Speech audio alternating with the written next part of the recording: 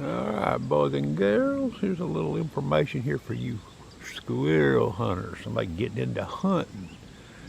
You see a 1.5 inch dot. Now that may be a little bit too big to simulate a squirrel head, okay? But you see that 1.5 inch dot on that pizza box. That's 58 yards where that dot is. This camera is on 64x currently, okay? You see I've got another tripod down there, and I've intentionally stood it up, and I've placed that stick there. See that stick coming across there? Okay. Now, I've been watching a lot of YouTube videos about some of these FX air guns, and there's some other nice air guns out there, and I'm not dogging air guns. That's a 58-yard target you see in that camera. But that stick is only 37 yards, okay, based on my laser from this camera here. Okay, so if I raise my rifle up, if I raise a 22 rifle up and aimed at that dot at 58 yards, be it standard velocity or high velocity, what could happen? Remember, when you zero a gun, you don't change the trajectory of the bullet.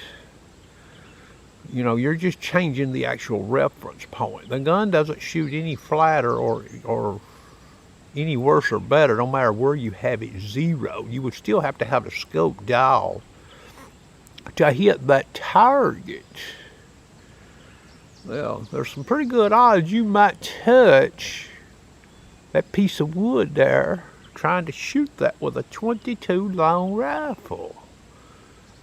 Some of these better performing air rifles, you would have a high chance of hitting that piece of wood. That piece of wood is about 1 inch thick. Now imagine if that piece of wood was thicker, meaning it come down to the bottom like you're sort of seeing it in that camera, but it went up a little higher.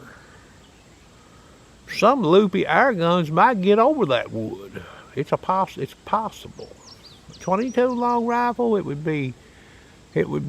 would be really pressing it right there, okay? Now, enter the HM2 and the HMR. Okay, you aim right at that dot right there, and you probably ain't gonna touch that wood, okay? And you'll hit that dot right in the middle.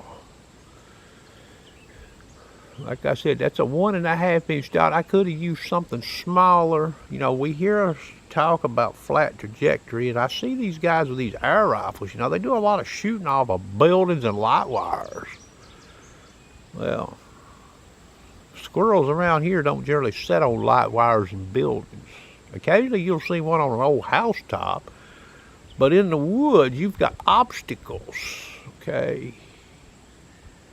Now, one other thing about this right here, now, my scope sits 1.7 inches above the barrel, and if I took my barrel out of my gun and put in a Lilja 22 barrel, 22 long rifle barrel, well, got a good chance of touching that wood right there, trying to shoot that target, okay?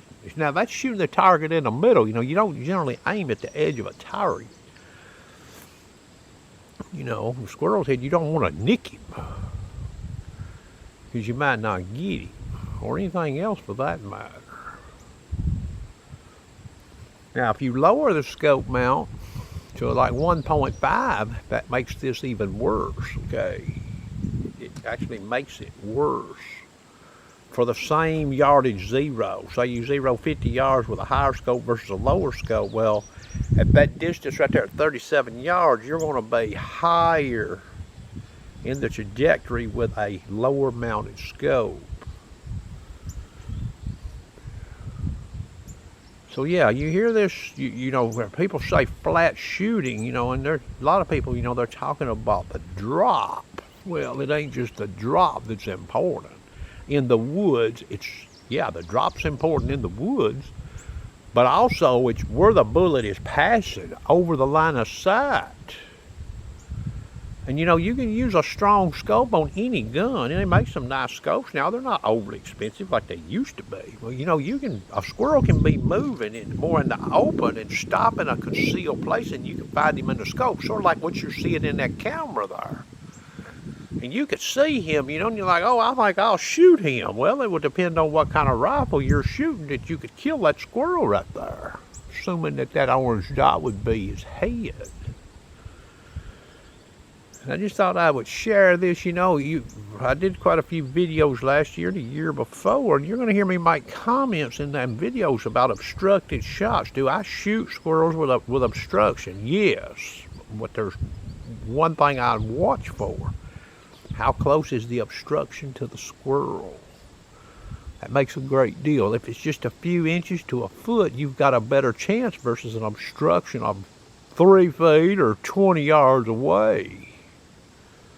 You still might not get the squirrel if you touch the obstruction. And also remember, a 17 caliber projectile is smaller in diameter. So from a law of averages perspective, it fits through a narrower passage than a 22 or a 25 or a 30. Okay? I've made some real shots with this HM2 in a lot of heavier cover, longer distance, okay? I could not have made a lot of them shots with a 22 long rifle just because of what I'm showing you here. Now remember, that's 58 yards. Wonder if we get us one of these voodoo rifles. They shoot good. Wonder if we push that target back to 80. And then look at all of the territory between, in your line of sight, above your line of sight. Say from 25 out to 65 yards. Look at all of the possible obstructions above your line of sight. But yet you can see that squirrel crystal clear in one of these nice scopes.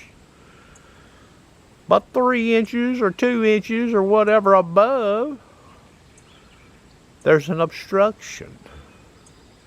And that's what I was going to say earlier. You know, these scopes with this, using high magnification on a gun for squirrel hunting, well, it has some disadvantage. If you don't need it, maybe you shouldn't use too much, because that means your scope is going to have to be dialed in closer to the parallax of the target. But when you do that, objects that get closer get blurry. So it would be a lot harder, say, using a scope on 20 power, shooting a 70-yard squirrel, even with an HM2 rifle like I use. An obstruction closer is blurry, and I might not even pick it up with my eye. I may actually have an obstruction for that gun, okay? And it could be actually basically in my line of sight, in the actual path. It's not even over here like I'm showing in this video for a 22 long rifle. So you got to watch your parallax setting. You know, you get real high, then you might want to turn it down and look on some shots, because you may be getting ready to touch the trigger and waste a shell and probably scare a squirrel. I hope you enjoyed.